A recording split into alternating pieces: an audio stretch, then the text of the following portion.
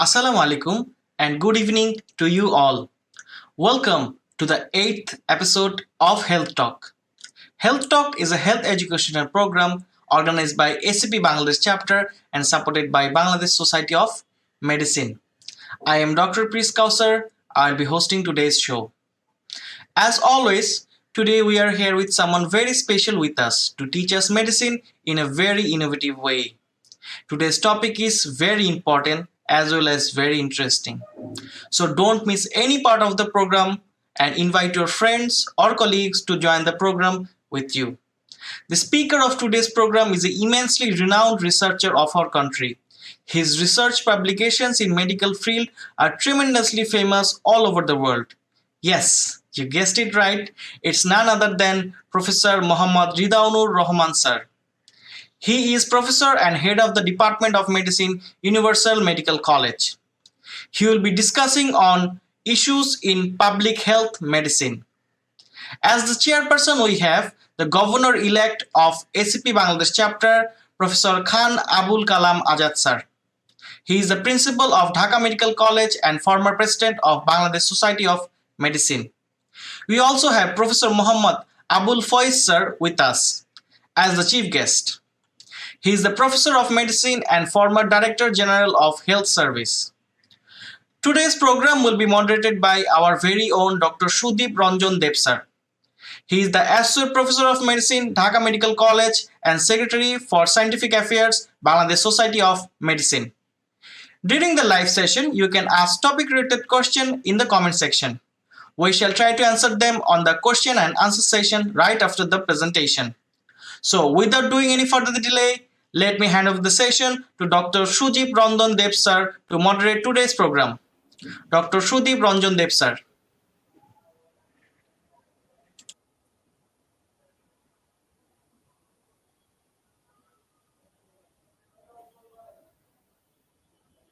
Should I go?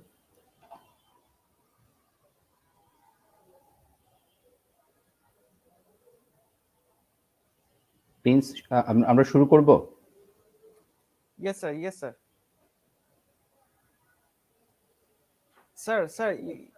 Sir, I request you to moderate the program, sir, from now on, sir. Okay. No, I was not listening from the scratch. I don't know why. Anyway, respected audience, as you all know, by this time we are going to start our episode number 8, Issues of Health Talk, which is organized by American College of Physicians Bangladesh chapter and supported by Bangladesh Society of Medicine. Today we do have Professor Mohammad Ridwanur Rahman sir as our speaker. We all know about him, the leading physician in the country, and more importantly, one of the few names in the area of research in medical science of this country. Professor Mohammad Ridwanur Rahman, who is a professor of medicine and now head of the Universal Medical College Research Center. We are delighted to have Professor Mohammad Abul Faiz sir as our chief guest today, ex-Director General of Health in Bangladesh, ex-principal of Dhaka Medical College, and one of the few renowned physicians and teachers in our country. And we also have Professor Khan Abul Kalam Azad sir, principal Dhaka Medical College, ex-president Bangladesh Society of Medicine, and governor-elect American College of Physicians Bangladesh chapter as our chairperson of today's session. So without taking much of your time, I would like to request Professor Ridwanur Rahman sir to present his speech on the issues in public health medicine. Professor Mohammad Ridwanur Rahman sir. Thank you very much, Dr. Sudip, for your kind introduction, and also the SAP Bangladesh chapter for inviting me to discuss on a topic which is not very palatable, because most doctors want topics on treatment and diagnosis and critical thinking, etc. So I have been asked to discuss on an issue which is public health medicine, or public health and internal medicine. So I'm not going to give a speech. I have no slides. I'll be making a discussion. I think there are very efficient and knowledgeable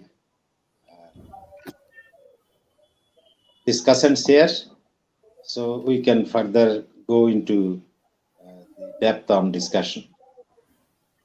So, considering the public health with internal medicine, I can begin by saying that most of us are pretty familiar with the role of medical care in our health system. Doctors and other medical professionals help personal healthcare issues by diagnosing and treating individual health problems. For example, if a patient has a flu, the doctor will assess symptoms, make a diagnosis, and prescribe medications to help feel better. This is about the common physician interaction with the patient. However, public health deals with preventing disease and promoting health at the community or population level. While internists or physicians treat individuals when they are sick, public health professionals try to prevent people from getting sick in the first place. For example, public health professionals try to prevent influenza infections by promoting hand washing, flu vaccination, whereas the diagnosis and treatment is given by the physician. So the practice of medicine centers around accurate diagnosis of illness and effective treatment of disease. But public health practice complements clinical practice. It's not that it is an isolated thing. It complements clinical practice as it centers around preventing illness, promoting population health, and reducing inequalities in health. So the difference between public health medicine and public health is subtle, and the difficulties of defining the medical role are reflected possibly in the regular changes of the name of this specialty, which has been hygiene to community medicine to public health medicine. And it is not unlikely that if we have more new names in the near future to describe this subject, because this has the boundaries of public health is ever expanding to cover issues of health of the population. So since 1974, these have been included social medicine, community medicine, as well as the current level public health. Over the past century and a half, the specialty has adopted epidemiology and statistics among its core skills of public health, and has acknowledged the importance of economics, sociology, psychology, and management skills to be brought under the term public health medicine. So public health refers to all organized measures, whether public or private, to prevent disease, promote health, prolong life among the population as a whole. For example, public health personnel work within communities, organizations, and government to direct and enforce public health policies. On the other hand, healthcare administrations support the activities of the primary caregivers in health institutions, such as hospitals, nursing homes, and outpatient centers. So the International Organization of Medicine defines public health as fulfilling societal interest in assuming conditions in which people can be healthy, people can remain healthy. So public health develops customized, prioritized care plan for most complex patients, incorporating diagnosis, diagnostic uncertainty, and cost-effective principles for the clinical care. The contemporary drivers of public health practice can be classified into 6 major main domains or groups. So the drivers of public health practice are epidemiological, demographic, scientific, social, structural, and political. The epidemiologic and demographic transition from pandemics of infection like COVID to higher prevalence of chronic and degenerative diseases associated with longevity has already influenced health priorities. For example, in the treatment of cardiovascular diseases and injury, where public health approaches are considered more important factors in terms of survival, in terms of disease-free survival, in terms of surviving with a quality of life. So the public health measures will look at improving or say adding quality to the life years. So as long as we are alive, we need to have a quality life. It is not good enough to just increase years to longevity or years to life.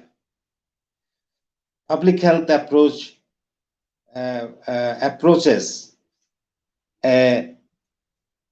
life as an addition of life to the years rather than only years to the life. So maybe there are variation in thought processes of the internists who are mostly looking at adding years to the lives. But more importantly, we require to add life to the years as long as we are alive.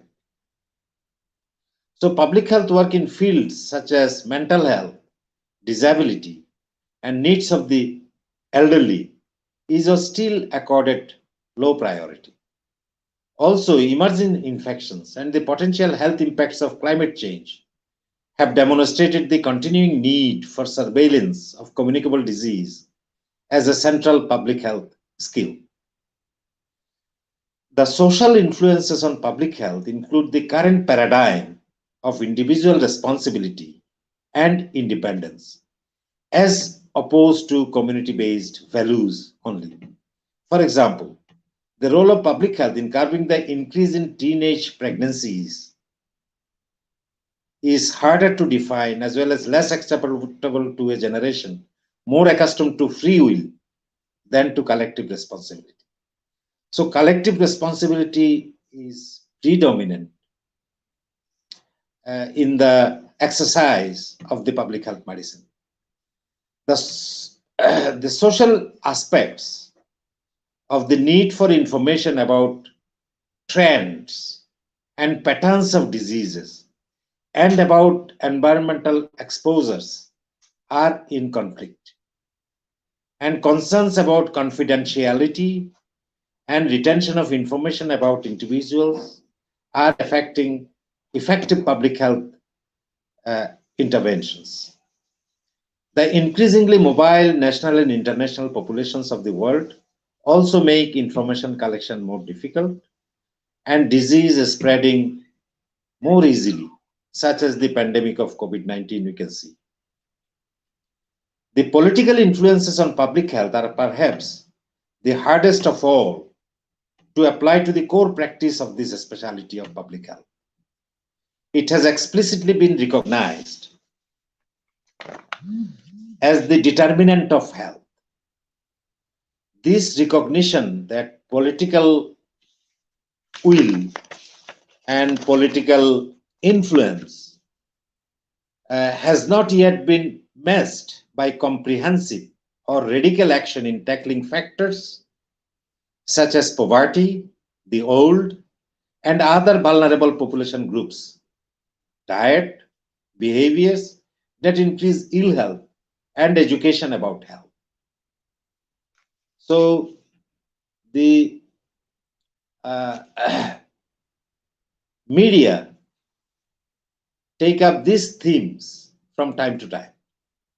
But since the issues are neither dramatic nor glamorous, progress is very slow and the role of public health is unclear. There is a striking contrast between the attention given to large incidents and crises and that given to longitudinal problems of the poor, the chronically ill, and the disadvantaged groups. It is a time for public health medicine to reassert its central importance in tackling the drivers of ill health of our society, and time, too, for others to acknowledge this importance. So, public health is important due to aiding and prolonging life. Though the prevention of health issues, individuals can spend more of their years in good health. Public health helps direct health issues as early as possible and responds appropriately to avoid the development of diseases. Public health promotes the welfare of the entire population, ensure its security, and protect it from the spread of infectious disease and environmental hazards, and helps to ensure access to safe and quality care to benefit the population.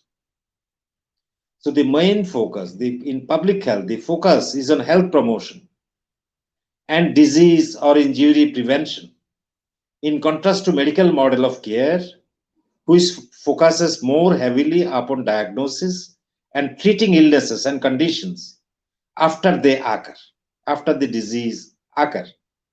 Focusing on prevention and the population public health is a distinct and ever-changing field.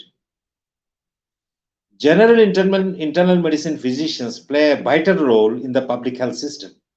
They are not out of the public health system. We cannot segregate internal medicine from public health. And that's why there is development of specialties like clinical epidemiology.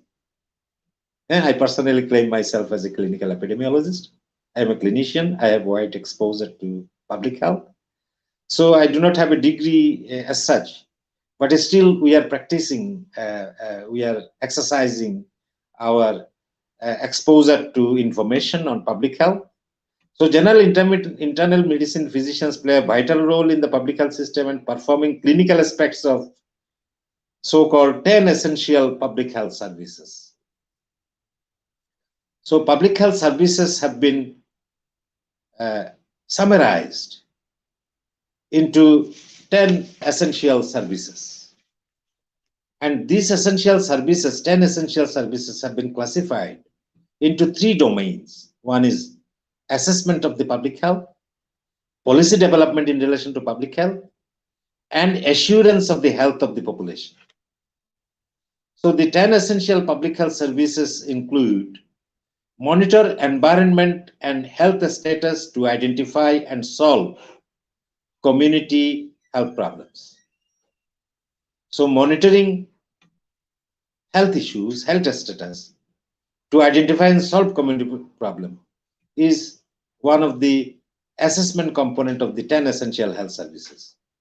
Diagnose and investigate health problems and health hazards in the community, as we are having now, is a COVID problem.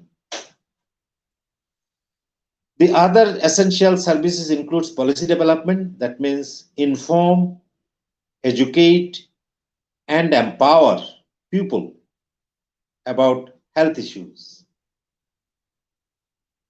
So policy development issues regarding information, education, and empowerment of the people, in other way, community engagement, is an important component of the essential public health service. Mobilize community partnerships and actions to identify and solve health problems. Develop policies and plans that support individual and community health efforts. Also, the other essential public health services are the assurance, that means enforce laws and regulation that protect environmental health and ensure safety. Link people to needed environmental health services and assure the provision of health services which is when otherwise unavailable. Assure a competent health workforce is one of the public health essential services. Evaluate effectiveness, accessibility, and quality of personal and population-based health services. Also, last but not the least, is research for new insights and innovative solutions to health problems. So these are said to be the essential public health services. This is not to say that medical professionals do not employ disease prevention strategies. In fact, there is a very important part of their work. For example, doctors often help their patients quit smoking to help prevent from getting lung cancer. However, the primary goal of medicine is to provide treatment and medical care of the individuals who have already developed a disease. Again, the public health professionals employ many different disease prevention strategies, such as health education, community vaccination, sanitation initiatives, and health policy development. Health policy is a particularly important tool for achieving public health goals because policies can reach a wide range of people. So for example, Bangladesh, we are unfortunate that we do not have such effectively determined policies. Public health should be the driver of development of policies. For example, that in some of the US states, there have been ban of smoking in restaurants. These policies can help prevent lung cancer by reducing exposure to second-hand smoke. So these are policy issues. It is expected that public health will be addressing the policy issues of the nation such that the national health priority issues can be addressed. There is parallel urgency for medical curriculum to recognize the importance of the complex, interrelated, socio-ecological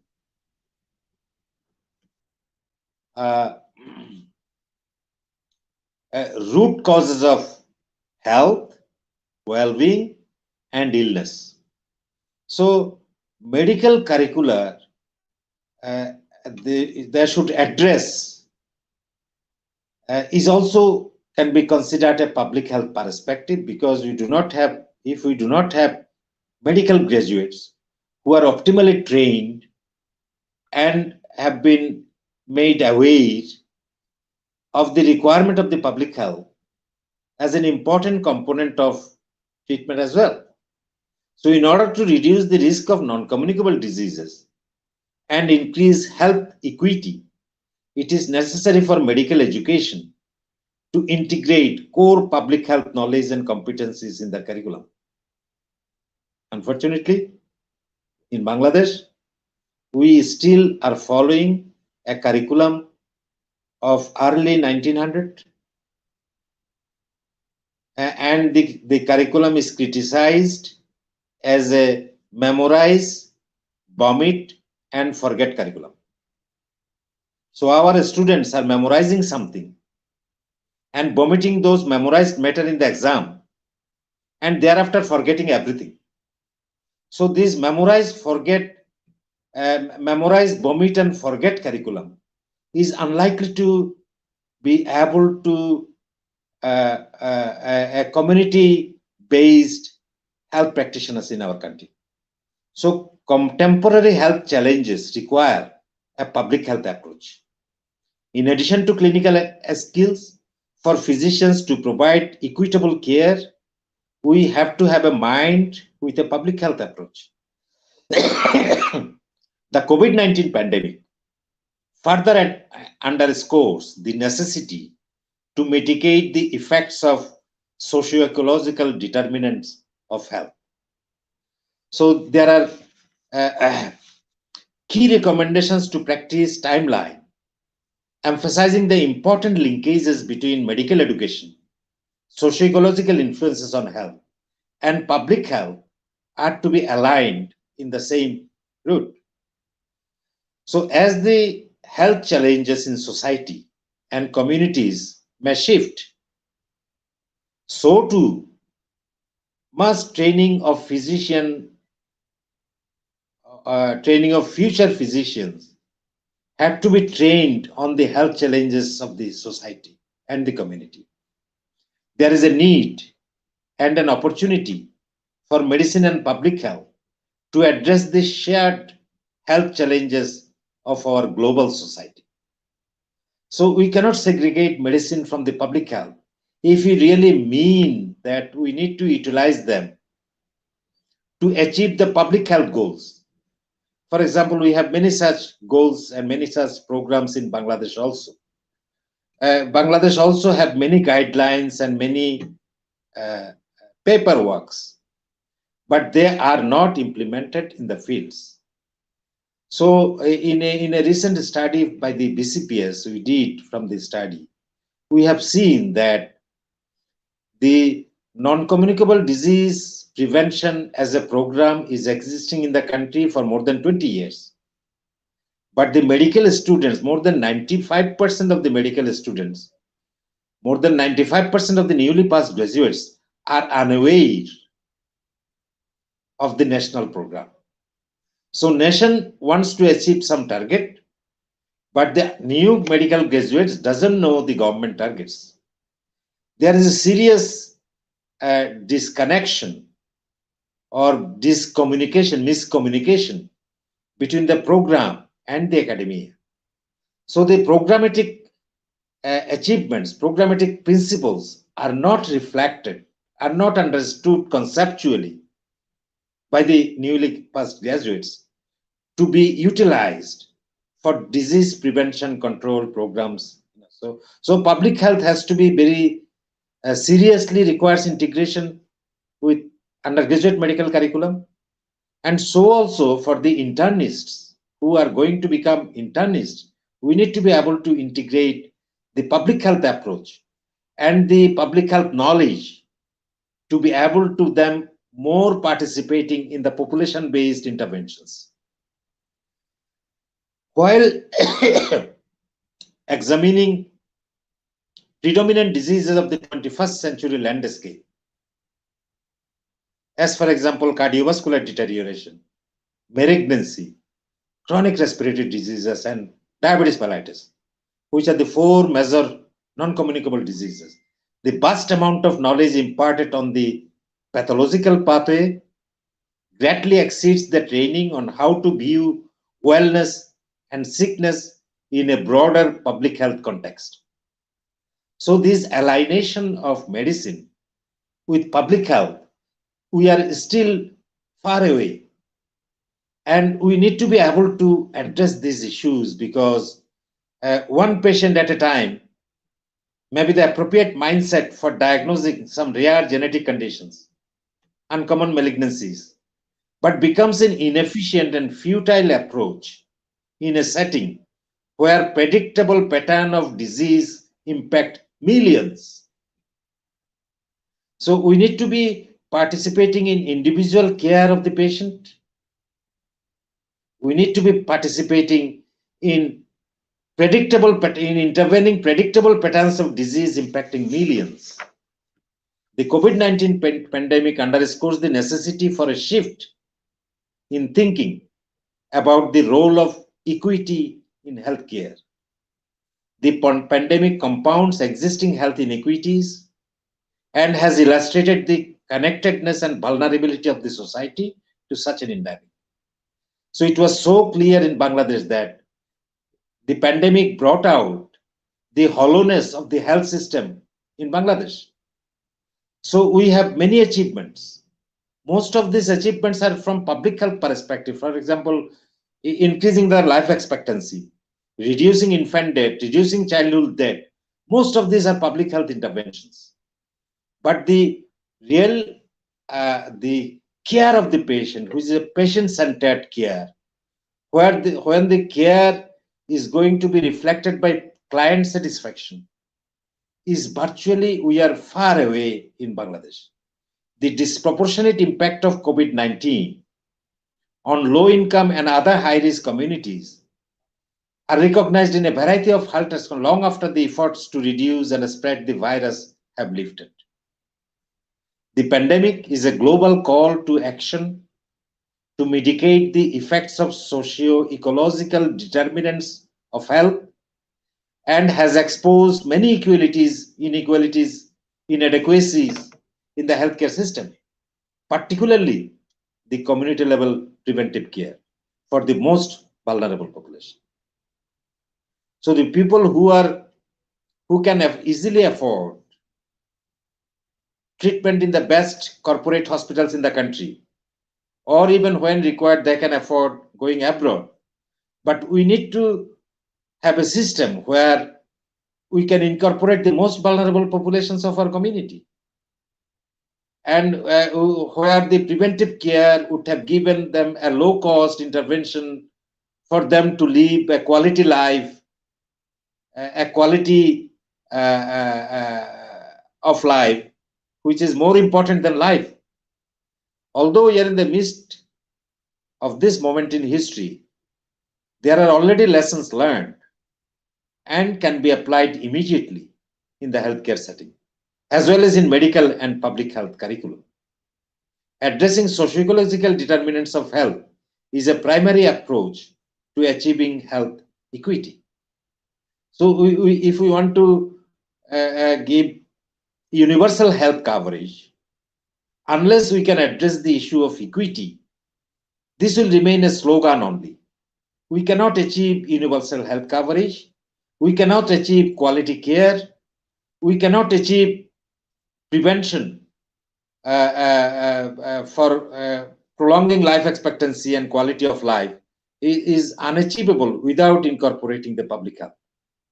Equity defined as both a process and outcome to reduce disparities in health remains a core value in public health. So we cannot, the physicians, internists, cannot segregate ourselves from the core value in public health, which is equity. So health promotion refers to both the individual level as well as the community national initiatives that address the socio-ecological determinants of health in order to reduce the risk of disease and injury, in order to preserve and enhance health and well-being. Nutrition in this context refers to the reduction of risk of diet-related illnesses. The need for a greater emphasis on the socio-ecological aspects of healthcare and reform in medical training is very clear now. Flexner himself acknowledged that medical education must adjust in response to changing scientific, social, and economic circumstances. That does not, however, imply the reform is a simple endeavor. So we really, the client dissatisfaction or quality breach of quality care in Bangladeshi health system is a health system error, is a health system defect. And this health system defect, the decision makers or the ministry in the country wants to shift the blame of the lack of a health system to the professionals. So every time, whenever there is a system failure occurs, the blame goes to the physicians.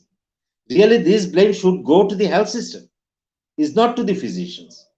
Health system, absence of a quality care health system, absence of a universal coverage health system, absence of a health system which delivers equity in healthcare are non-existent in Bangladesh.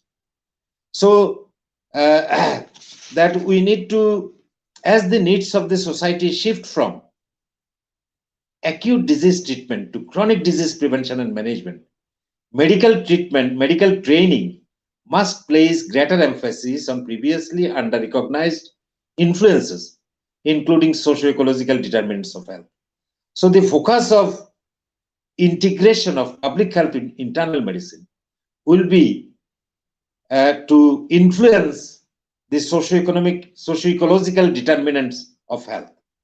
So medical school curricula that focus on a diagnosis and treatment perspective alone, rather than examining the complex root causes of illness,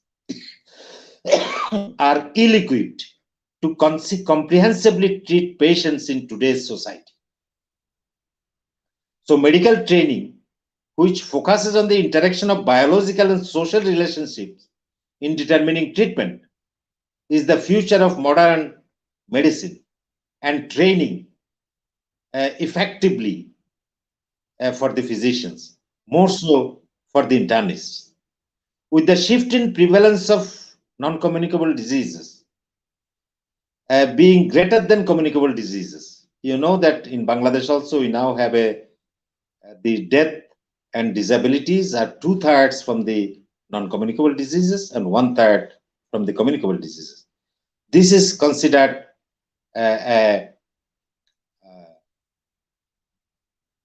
epidemiologic transition. That means earlier, say 30 years back, we had 2/3 of people, Bangladeshi people, dying from infectious diseases. Now, 2/3 of the people are dying from non-communicable diseases. And this shift in mortality is called epidemiological transition. Also, our society is facing a demographic transition. That means at some point of time, 50 years back from now, we had largest number of people who are child and young adult. Now we have more and more population which are elderly, which are above the age of 40 years, and we have least life expectancy above 70 years. So this has made this transition is called demographic transition, is also influencing the disease pattern in the community. So we need to be able, the internal medicine, if it wants to remain up to date, it has to be able to integrate public health in training of internists and also in their curricula of undergraduate and postgraduate curriculum. It is crucial for physicians and future physicians to recognize the influence of socio-ecological determinants of health and to continue to intentionally blur. We need to intentionally blur the line between public health and medicine. Public health matters to medical care and therefore in medical education in at least 6 ways. One of them is epidemiologically. So the core discipline of public health is essential to understanding the cause and distribution of disease. Without some grounding the quantitative disciplines of biostatistics and epidemiology, no physician can hope to independently and sensibly interpret the medical literature and to apply it rationally to an individual patient. So the concept of evidence-based medicine, bringing the latest evidence to the bedside, will be impossible without a knowledge of biostatistics and epidemiology for the clinicians. Dealing with uncertainty and probabilistic reasoning is as essential to sound medical care as it is to health policy and public health practice. Public health teaches the influence of environmental, nutritional, social, and behavioral factors on health, illness, recovery, and wellness. Understanding the etiology of disease and the optional management of patient depends on a comprehensive appreciation of the multiple origins of illness, including those traditionally emphasized in public health.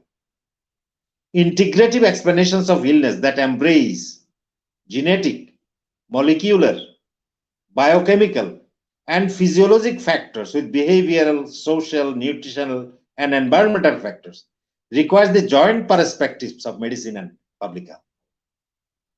The physicians who appreciate the role and potential for public health interventions like public education, social campaigns, ordinances and laws, standards and regulations, surveillance and preparedness, has a deeper understanding of the conditions that preserve health, of the primacy of disease prevention, and of the interfaces between personal medical care, and community health promotion protection. Public health emphasizes cultural sensitivity, similarities and differences in values and practices, community engagement, and health literacy, which have a direct bearing on the ability of patients to participate in their own health care and protect their family's health. Public health stresses system thinking, an engineering concept that explains observed performance in terms of connected parts that interact in a variety of independent ways. The same way of thinking bears directly on patient safety and quality of medical care, and it provides a way of describing and understanding the performance of everything from an individual medical encounter to the health system as a whole. So this is not enough to individual medical encounter. We want to deal with the health system as a whole. So public health exposes physicians to exciting and fulfilling career opportunities in such diverse areas as global health, disaster response, and health of the community, policy, and environmental health. Apart from those who will choose to concentrate in a public health field, such as epidemiology, general preventive medicine, or occupational health, many practitioners in such fields as general and specialty medicine, emergency medicine, pediatrics, family medicine, obs and gynae, ophthalmology, general surgery will find rewarding opportunities for part-time engagement in one or another aspect of population health. The examples are part of recognized global need for greater interpersonal educational experience across medicine, nursing, and public health. We cannot segregate. We need to combine. We need to give a combined approach to achieve the best outcome in health. So to be successful, interprofessional education must be matched to interprofessional practice. Institute of Medicine study currently underway is examining ways to integrate public health and primary care. At this stage, much remains to be learned about the optimal ways to organize and conduct interprofessional educational experiences, identify the most successful pedagogical methods to train the students and the trainees, define and assess professional competencies in more objective ways, link to interprofessional practice, and measure ultimate effects on clinician and patient experience and health system performance. We can, however, take encouragement and learn from the many creative initiatives that incorporate public health into medical education. Building bridges between the public health schools and internal medicine residency program may be an appropriate first step and may allow for tailoring curricula to local resources and needs.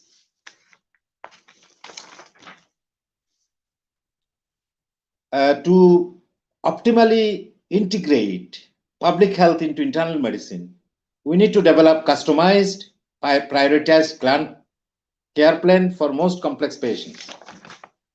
And if the example of some of the public health efforts which have been shown to be highly effective and requires a comprehensive and cross-cutting to be there. For example, education of public regarding the health choices,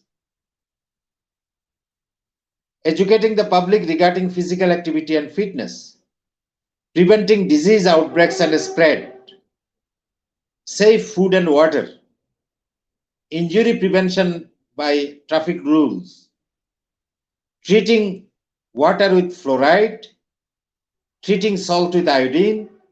These are some of the important public health interventions which doesn't require an internist to be implemented. But the internist has to be able to gather information, and the important in the context of a country like Bangladesh, where equity is a serious issue. And the public health management is said to have four essential components. One is strategic, means it defines priority health issues of the community. The second one is called structural. That means community health management system. Again, selecting priority, make decisions, and create population health learning systems. Cultural, healthcare, public health community, and social services should share their common goals and should resolve conflicts towards healthy policies. It also needs technical, that means leadership. It needs to invest in skill, collect, analyze data, and allow the national healthcare policy to incorporate the locally driven local requirements and local public behaviors to be incorporated in policy making. So as I have said, that the public health, if we want to integrate, it has been studied in USA, recently published a paper where they have found that in US medical schools, 2/3 of the medical schools has appropriately integrated public health into the training curriculum of internal medicine. 2/3 of the institute, and 1/3 of the rest of the institutes have achieved up to half, up to 50% of the requirements of the internal medicine curriculum regarding public health. So in Bangladesh, we are lagging behind. We are far, far behind. It is approaching with the internist and the medical graduates will be incompletely learned and trained if the public health is not incorporated into the curricula and training of internal medicine and undergraduate curriculum. So maybe I talked very long. I am not sure if I could explain adequately. So with these few words, I would like to conclude here. Thank you very much. Thank you for patient hearing. I can respond to questions also.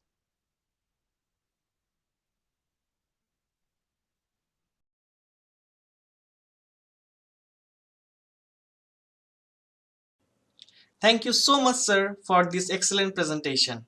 Now it's time for the question and answer session. I can see so many questions in the comment section. Sadly, we cannot take every questions as the time limit is short, but we will try to answer few of them. Now I would like to request Dr. Sudip sir to start the question and answer session. Dr. Sudip sir. I think some of the questions can be put to the resource persons also. You can send them also. They are much more knowledgeable than me to address these issues.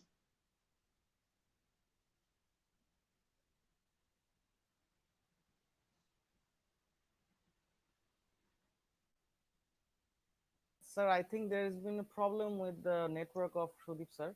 Sir, I guess I will start. I will moderate this session until sir comes out. There is a question in the comment section. Sir, as you can see in the picture in the screen, how far public health domain will be incorporated into the IOE part of upcoming FCPS examination?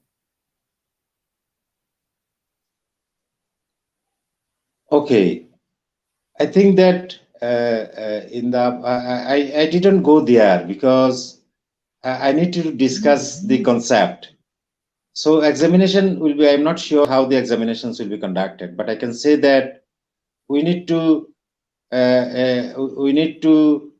the postgraduate students should have access to information regarding epidemiologic, demographic, scientific, social, structural, and political components of diseases into health policies. So, so mostly epidemiological questions are likely, but maybe some biostatistics and epidemiology are important to understand the literature, to understand published manuscripts. So that's why we would expect that questions may also could be from there, that whether they are able to interpret literature, and the mostly the combined effect of epidemiology, demography, social, and ecological aspects of disease.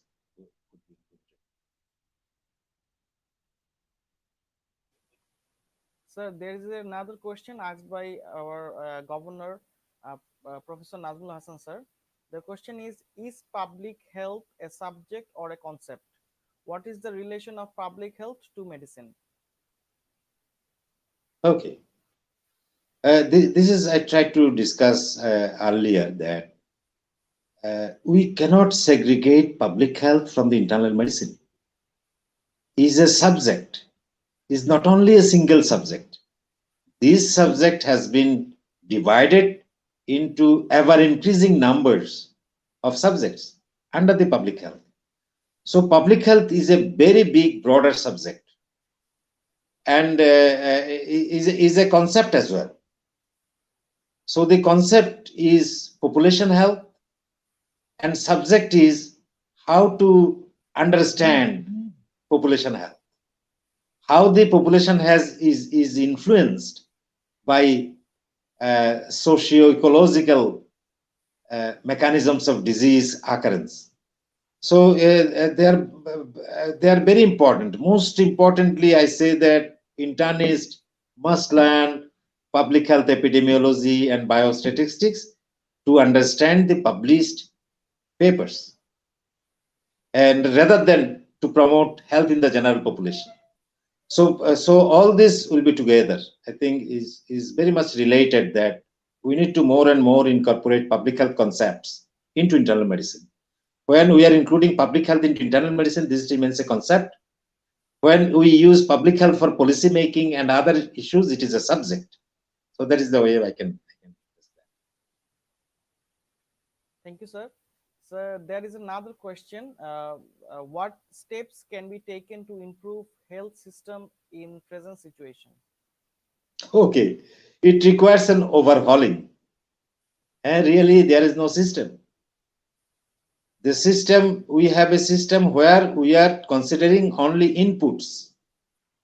যে 10,000 doctor চাকরি দিছি, 10,000 5,000 nurse দিছি, এতজন staff দিছি, এতগুলো ওষুধ দিছি, building বানাইছি. So most of them are inputs. Yes, the health system should be reorganized to emphasize on outputs. Output is quality care, output is client satisfaction. So the health system has to be totally reorganized to address quality care, patient safety, and client satisfaction at the core of its processing. So that is the health system, that we develop a system where clients will be satisfied with quality care. So I can see Safe. so many questions in the comment section. There is another question asked by Professor Nazmul Hassan, sir. What is the role of healthcare professionals to improve current public health issues of our country? Definitely. This has to be done by the healthcare professionals. We cannot expect the office bearers in the ministry or the politicians will come to solve the issue. But in welfare states, for example, the Obamacare was such a healthcare program, public healthcare program, that he won the election. So in Bangladesh also, when health becomes a political issue, one group will say that we are going to do this thing for health. The opposition is going to say we are going to go these things for the health. And there is competition, and people vote on this point. So we need to make health a political issue if we want to solve this problem. Now we cannot solve this problem because the lawmakers are mostly businessmen. They mean business. 62% are businessmen. So they are looking at mostly business. How can best they can do the business rather than they can ensure health care of the population. So universal health coverage with an affordable health care would be the main motto to reorganize the health system in Bangladesh. Thank you so much, sir. We are out of time for our question and answer session. Now, I would like to request our chairperson of today's program, Professor Khan Abul Kalam Azad sir, to give his valuable moderation about today's program. Khan Abul Kalam Azad sir. Thank you very much, Dr. Prince, Honorable Chief Guest of today's session, Professor Mohammad Abul Faiz, এবং our excellent mentor and the real presenter, Professor Mohammad Ridwanur Rahman. Truly speaking, how almost 1 hour passed. It was a very difficult point, but the thing is that the topic was very, very hard. And we are the internist. We just see the patients who are having diseases, and they come to us when they have got a disease, and we treat them. And our curriculum is mostly based on that. That a patient is said to be a patient when he has got a disease, and all the doctors are trained in such a way that they will treat the disease. And in fact, whenever we talk about the public health, that every person in a country, in a nation, are considered is considered to be a public, and a public can have a normal life, and they can have some diseases. To continue their normal life, we have got some preventive measures which are common in our community. That from birth we go for immunization. We think about safe drinking water. We think about your safe sanitation. We think about your nutritional supplementation. We think about air pollution. We think about water pollution. We think about communicable diseases. These are all that how we can prevent all those things. These are the components which are considered to be the public health. That without having a disease, a person can maintain a sound health, and for that you need integration of so many components. A very good, policy from the very beginning. The developed countries in the world, they are so much, strong in their public health aspect that they just manage their people without having any disease. They consider the people that they will have adequate nutrition, sanitation, and water supply and everything. You see, in the United States of America, you can drink the water which is supplied in the washroom, which is given in the in their tap, and the Wasa is supplying that this water, and that is so much purified that they don't think of your bottled water. But in our country, it's a common practice that whenever we sit together, there is a bottle of water which is considered to be your pure water.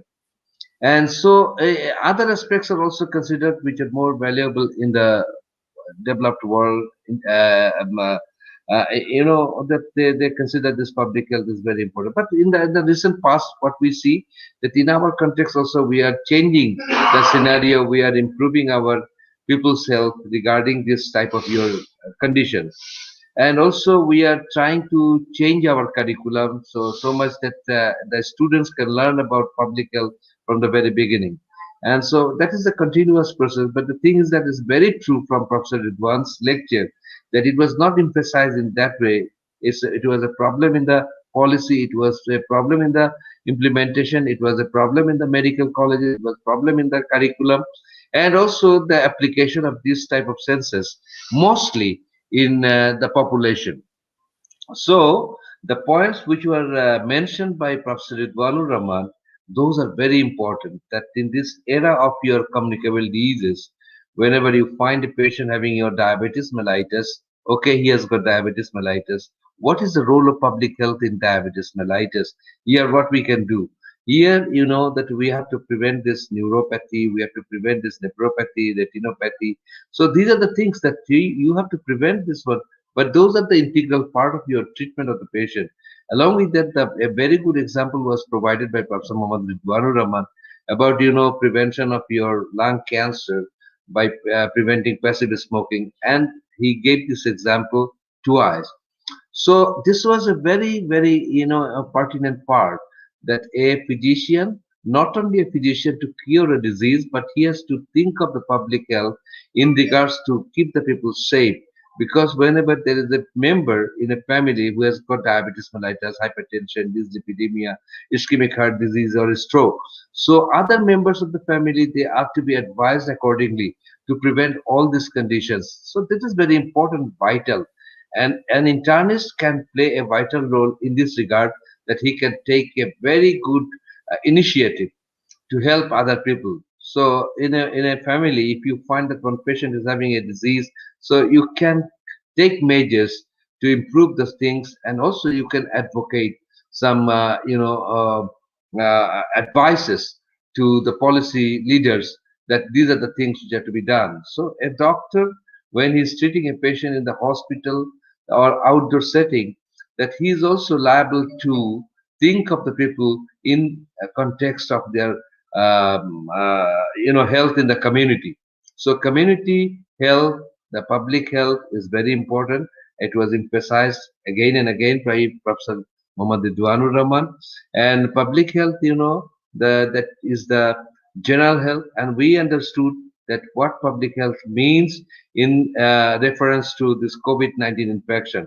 As a clinician, we are giving this advice to the people. Okay, you wear the mask when you go out, you clean your hand, you wash your hand, or don't touch anything whenever you are talking, don't touch your mask, don't eat anything outside. So many advices are being given by the clinician. They're also treating the patients in the house. They're treating the patients in the hospital. So these are the things which can be integrated all together. And this was emphasized by Professor Mohammad Ridwanur Rahman.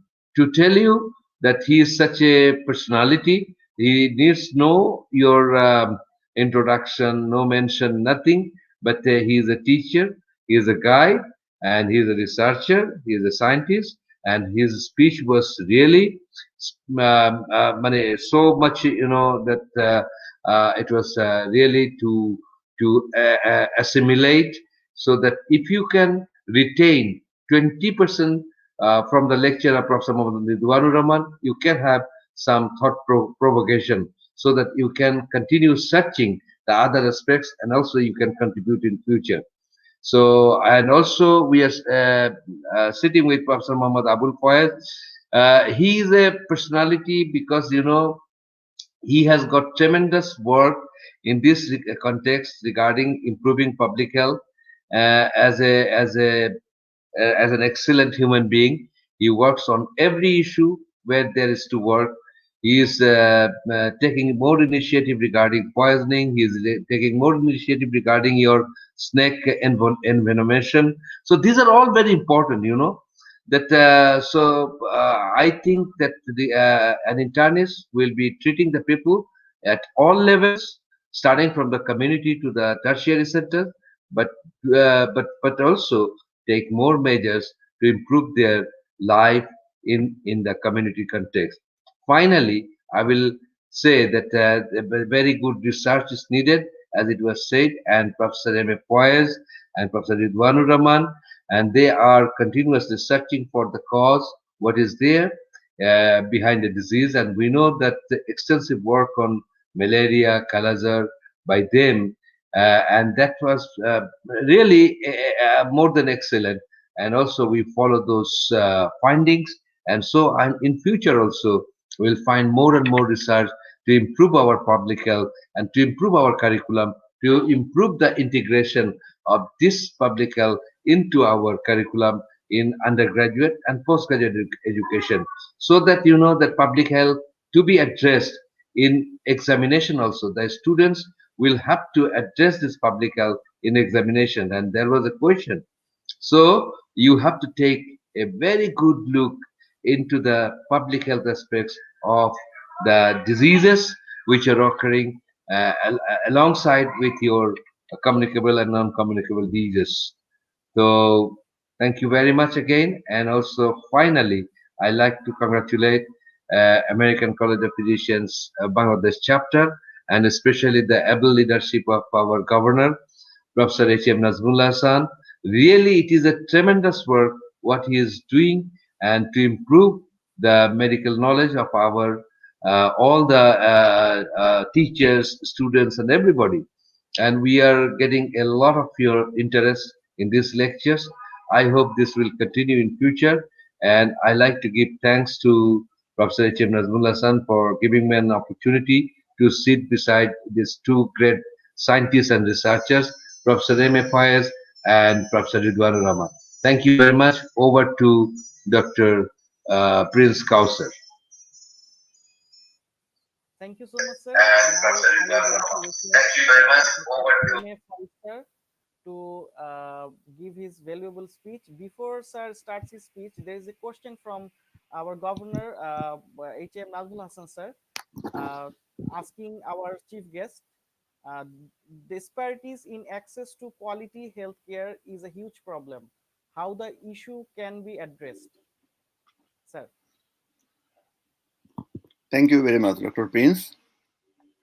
Honorable Chair, Professor Khan Abul Kalam Azad, Honorable Principal, Dhaka Medical College, and President-elect, SCP, President, American College of Physicians, Bangladesh Chapter, Professor H.M. Nazmul Hasan, keynote speaker on public health in medicine, Professor Ridwanur Rahman, distinguished audience, including Dr. Sudip, the moderator, Dr. Prince, in the key person for arranging this session, and those learned audience who are listening through different media. Assalamu alaikum and good evening. It is indeed a very great opportunity and honor for me to listen to Professor Ridwanur Rahman, who gave a very philosophical deliberation on a very important topic in the contemporary period, particularly in COVID-19 period. You know, he tried to provide some principles based on which the health care, individual care and community care can be provided through the lens of public health perspective as a clinician.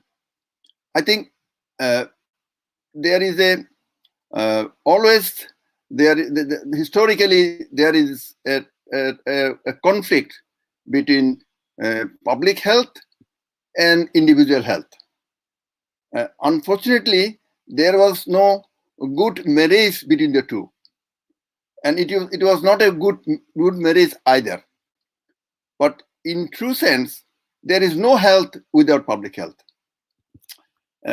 I know that most of the audience here are clinicians and maybe would be specialists. For them, I think this is a very, very important eye opener. Not only for the mature clinicians, retired clinicians, present clinicians, but also would be specialists, because the importance of public health is inbuilt within each and every discipline of medicine. What about the specialty you are going to achieve? In every specialty, there is an inbuilt component of public health. Dr. Ridwan, he tried to pinpoint some of the issues. He was very critical about the neglect of public health in the lens of the clinicians. The public health was to some extent neglected. He tried to give some sharp focus. For example, as a professionals, the clinicians, the specialists, you have got very sharp image in the society. On the other side, the multi-professional public health specialists, they have got a diffuse public health image.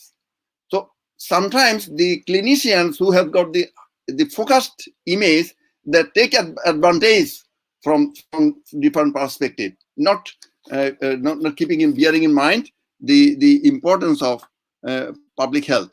You know, the clinical science where the clinicians used to practice, their basic training is rooted in the clinical aspects. This is essential part, but rooted in disguise in some private sector. But the public health professionals, their clinical activity is very marginalized, but peripheral, but mainly rooted in the public sector. You know, when as a clinicians we try to take the test result to the patient.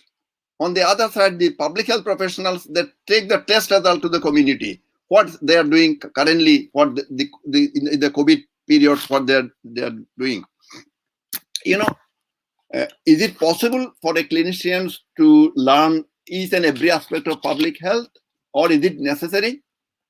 I think as a clinician, as a group, you have to decide, because you know, in Bangladesh, I'm now focusing not on the global perspective, but I'm focusing in Bangladesh perspective. For example, in Bangladesh, there are now a large number of institutes which are providing postgraduate degree in public health. Some of them are medical professionals, some of them are not medical professionals. Many of them are not medical doctors either. And this is very important to understand that we are going to have a large group of professionals of multiple types who will be well equipped with public health principles. So I think as a clinicians, the medical specialists, they cannot ignore public health in that perspective, that if you like to contribute in a broader perspective in terms of the policy changes or implementation of the various policy decisions, then we have to understand the principles of public health. Not necessarily you will be a public health specialist, but we cannot ignore public health in the contemporary scenario of the epidemiological scenario of the diseases. In good old days, many interactions between the patient and doctors or healthcare professionals were single intervention. That simple interaction because of very acute nature of the diseases. But currently, most of the diseases are complex. Most of the diseases are not curable. Most of the diseases are non-communicable. In that case, we need to have a deep understanding on the root causes that have been highlighted through this space. The root causes, not the biological only, but the socio-economic and other perspective.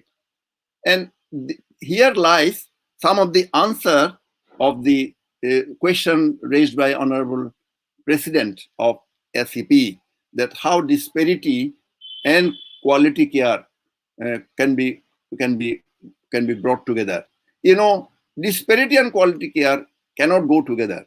So we have to try collectively, as an individual, as a professional, and as a civil society member. The medical professionals are one of the leading civil society members, affluent in terms of knowledge. We have the responsibility to try to minimize this equity in healthcare delivery. The concept of universal health coverage is underlying principle of this diminishing or reducing the inequity. And out of his keen observation, our keynote speaker, he mentioned that possibly Bangladesh will not be able to achieve universal health coverage if we do not take it very high level in the political agenda. And you know, the COVID is an opportunity for transformation, for change. Why it is an opportunity? You know, the countries who succeeded in providing healthcare through a system, the system global principles applied to the local perspective in the post Second World War era, Europe, America, Australia, Japan, they did it during post Second World War because of that was the crisis. And the subsequent period in the next for the last couple of decades, the countries like some of the countries, they did reformation during economic crisis, like Thailand, Turkey, in Malaysia. So those countries that took the initiative, very bold initiative, that that you can have the very political high level decision, bold enough that the health should be a development agenda. If you invest some amount of money, what will be the return? The economy is there. You know, economical principles should be inbuilt under the principle of universal health coverage. That if you continue to provide health services by spending from pocket, then you cannot provide universal health coverage. So there should be a mechanism that who can afford, they will provide for those who cannot afford. Who are not sick, they will provide for those who are sick. So unless we are able to provide such a scenario, and this is we are yet to start the mechanism of universal health coverage. You know, Bangladesh health sector, we are spending a large amount of money through a different operational plan, through a number of public health activities. And we clinicians, we are not aware about these things. Why we are not aware? Because our curriculum is such that our curriculum related both in the graduate education. Graduate education is circling around subjects which is obsolete. We are in the Flexner era, more than 120 years old era in terms of medical education for graduate education. And for postgraduate education, we are centering around individual skill. We are not clear that what we are going to do with the graduate professionals. We are not following the interprofessional education. We are not following the professionals trans-professional education. We are not following integrated comprehensive based education. We are not following team-based care. We talk about team-based care. We talk about quality care. We talk about holistic care. These are only in words. Words will not be translated unless we practice it from the very beginning in the curriculum, both in graduate education and postgraduate education.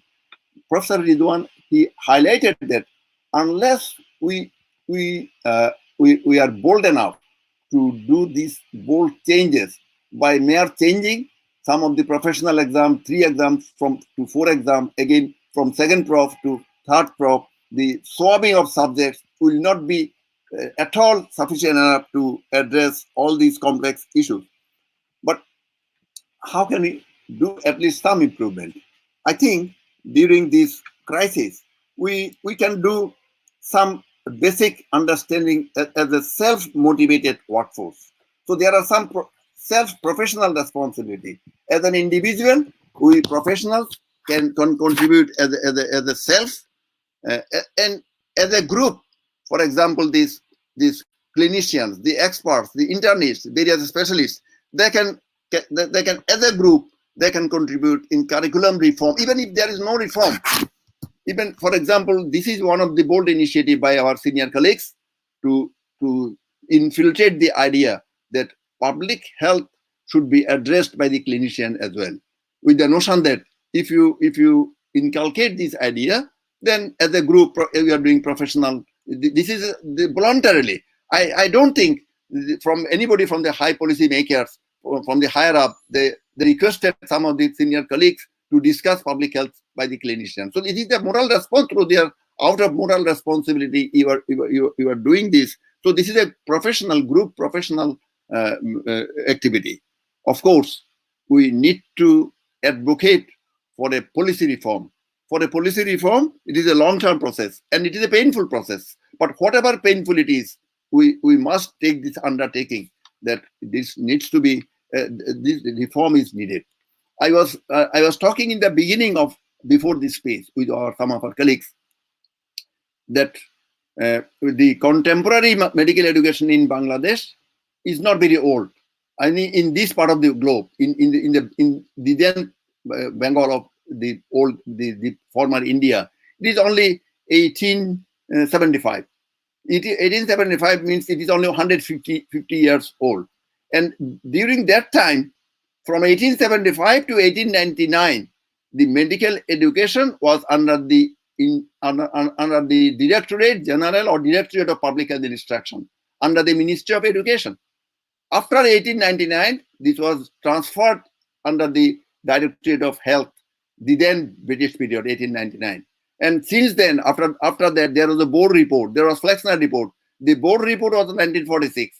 This 3-volume board report, around 1,000 page board report, it gives reflections about public health in the then India in 1946. The Indian government, during post-independence, they took all the lessons, some of the lessons from the board report, and now there are several commission reports related to the medical education, about public health. So during graduate education, during postgraduate education, if we talk some diseases, and at the end, if we give some food for thought to the students, that well, you taught the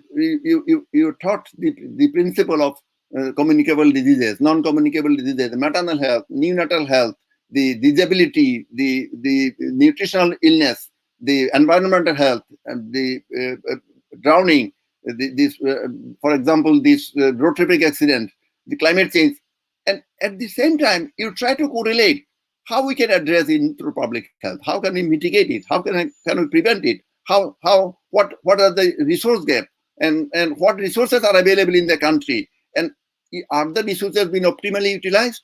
Are we trying to utilize the resources optimally, or what are the more resources? Should we depend on other donors, or more resources can be generated within the country by taking forward this agenda in a high level?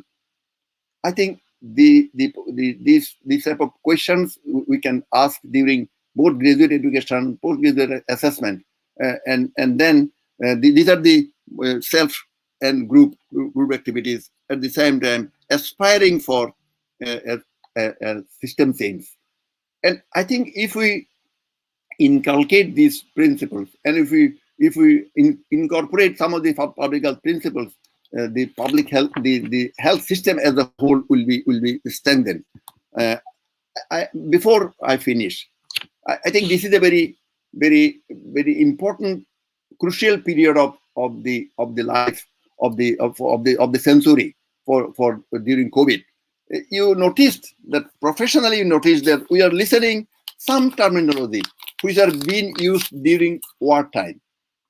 Something like the terminologies borrowed from military sector, like campaign, like mobilization, like surveillance, like deployment. These are the terminologies used during wartime, during military operations. This new terminology we are listening during COVID period. I think with that attitude, if we try to incorporate some of the ideas through the clinicians, because the mindset of clinicians are usually related to concentrated on the individual patient for holistic care. Although we are not providing holistic care, we are not able to provide holistic care. But at the same time, we need to break the barrier between the public health and clinical medicine as a whole. And it is not easy. It is as mentioned by our keynote speaker, it is very blurred. But this blurred barrier should be broken, so that we can understand the concept, the contemporary concept. For example, for doing better health, for providing better care, providing low cost care by preventing expenditure of the pocket, so that the individual health is improved. The members of the health professionals that you are working as a frontline workers, of course, we need to be digitalized. The last point mentioned by Professor Ridwan was that we need to understand the what is called the mathematical component of health services. This is the digitalization. we talk about digitalization. For the healthcare professionals, we are much more lacking behind. So we have to understand these different aspects of information, data collection, data management, as the professional leader, the statistical analysis, not only for individual patient care, but also a deeper understanding of the care as a whole. I think it is possibly this is time to provide profound thanks to ACP for arranging such a wonderful session, and also our honorable chair, the panelists, and the keynote speaker. With this, I like to end here. And good evening to everybody. Thank you very much. Assalamu alaikum. Thank you so much, sir, for your very thoughtful comments. Now, I would like to request the chair of today's program, Professor Khan Abul Kalam Azad, sir, to give his concluding speech. Professor Khan Abul Kalam. No, I already talked, Dr. Prince. Thank you very much. Is Sudip there? No, sir. Sudip is not there, no? Okay. Okay. Thank you very much again. Many thanks to Professor Ridwanur Rahman again, and especially the final comments from Professor Mohammad Abul Faiz. It was a tremendous input on Professor Ridwan's lecture, and also some more points were added. And I hope that is a very difficult topic. And usually the clinicians, they rely on their expertise on treating a disease, managing a patient with a disease. So individual disease need is very important to the clinician. But still, when you think of the general people, population, or public, whatever you say, it was clearly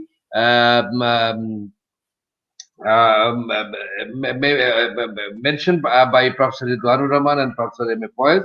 So I like to give thanks to both of them, and also to everybody who are related to this program, and especially our Honorable Governor General, Professor H.M. Nazmul Hassan, for his excellent thinking and spreading this medical knowledge to everybody.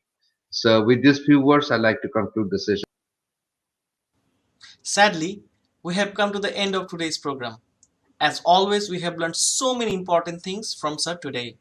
Many thanks to the speaker, the chair, the special guest, and last but not the least, the moderator sir for managing time for this program from their very busy schedule.